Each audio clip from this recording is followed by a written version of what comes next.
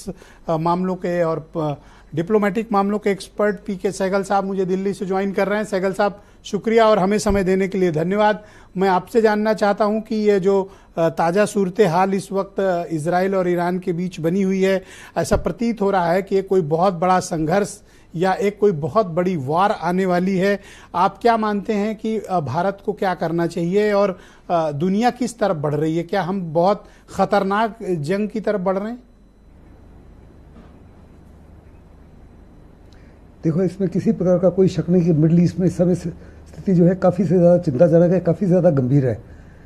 जो ईरान ने कार्रवाई की है कल रात को, जिसमें तकरीबन 200 मिसाइल फायर किए और बड़े पैमाने पर नुकसान हुआ है इसराइल के अंदर। उन्होंने काउंटर फोर्स टारगेट्स को अटैक किया है। यानी काउंटर फोर्स टारगेट्स वो टारगेट्स होते हैं जो उनके एयर बेसिस हैं, जो उनके कमांड कंट्रोल सेंटर्स हैं, जो इंटेलिजेंस हेडक्वार्टर है मोसाद का, उनके ऊपर ना सिविलियन टारगेट्स को हमला नहीं किया।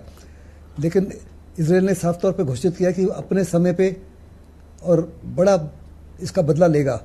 ईरान ने साफ तौर पे कहा है इसराइल को कि अगर आपने किसी प्रकार की कोई भी कार्रवाई की तो हमारा अगला जो हमला होगा वो इससे भी भयानक होगा, इससे भी ज़्यादा जी क्या कहते हैं, इससे भी ज़्यादा हानिकारक होगा। लेकिन उसके बावजूद मेरे मुताबिक किसी प्रकार की कोई चिंता इस समय थर्ड वर्ल्ड वॉर की नज़र नहीं आती, क्योंकि जहाँ तक अमेरिका का ताल्लुक है, अमेरिका ने साफ तौर पे कहा है कि हर प्रकार से उसकी डिफेंस में मदद करेगा। यानी दूसरे लफ्ज़ों में उसके हवाई जहाज जो हैं और उसका जो जमावड़ा है वो भी, और ब्रिटेन वो उनकी ईरान की मिसाइल्स को इंटरसेप्ट करेंगे। ईरान के ऊपर डायरेक्टली हमला नहीं करेंगे और जो इसराइल की तरफ से हमला होता है उसमें वो इन्वॉल्व नहीं होंगे।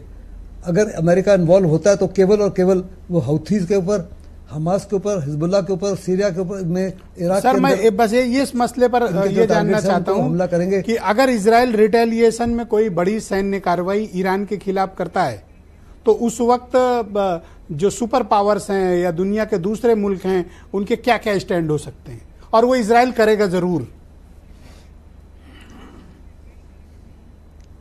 देखो, इसमें किसी प्रकार का कोई शक नहीं। इसराइल जो है शुरू से ही मौका चाहता था, अमेरिका भी मौका चाहता था कि जो ईरान की फ्लेजलिंग न्यूक्लियर कैपेबिलिटी है उस न्यूक्लियर कैपेबिलिटी को बर्बाद किया जाए। ईरान ने वो मौका दे दिया है। इसराइल जो है बहुत बड़े पैमाने पर उनके न्यूक्लियर इंस्टॉलेशन के ऊपर स्ट्राइक कर सकता है या उनके गैस एंड ऑयल फील्ड्स के ऊपर स्ट्राइक कर सकता है। ये दोनों ही जो है बहुत ही ज़्यादा हानिकारक होंगे। लेकिन उसके बावजूद मुझे नहीं लगता कोई भी दुनिया का बड़ा देश, चाहे वो रूस हो या चाइना हो या नॉर्थ कोरिया हो, इंटरवीन करेगा। जब तक किसी दूसरे देशों की फोर्सेस बूट्स ऑन ग्राउंड नहीं आते, किसी प्रकार के कोई विश्व युद्ध की संभावना नहीं। ऑलराइट, मेरा नेक्स्ट क्वेश्चन है आपसे जो बहुत ही इंपॉर्टेंट सवाल है कि इस वक्त ईरान की मिलिट्री कैपेबिलिटी क्या है? क्या वो इजराइल का मुकाबला कर सकता है? साफ तौर पर कहा कि कोई भी आतंकवाद दुनिया में कहीं भी हो, हम आतंकवाद के खिलाफ है। उन्होंने, जयशंकर जी ने कहा कि 7 अक्टूबर को जो हुआ बड़ा निंदनीय था। सर मैं ईरान की मिलिट्री कैपेबिलिटी के बारे में जानना चाहता हूं आपसे। उनकी मिलिट्री कैपेबिलिटी ईरान की कितनी है?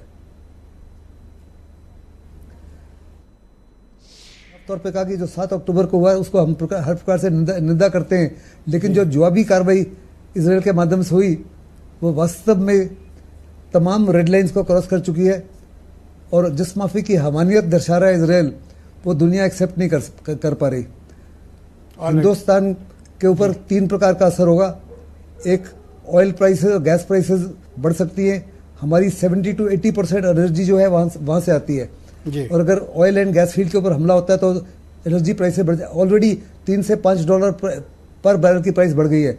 दूसरा, हिंदुस्तान का बहुत बड़ा पैमाने पर डायस्पोरा है, ईरान में भी और इसराइल में और मिडल ईस्ट में। वो डायस्पोरा को हमको इवैक्यूएट करना पड़ेगा। और जो फॉरेन डायरेक्ट इन्वेस्टमेंट होती है और इनवर्ड रेमिटेंसेज होती हैं उसमें बहुत बड़ा नुकसान हो सकता है। यानी दूसरे लफ्ज़ों में हिंदुस्तान की इकोनॉमी के ऊपर बड़ा नुकसान हो सकता है।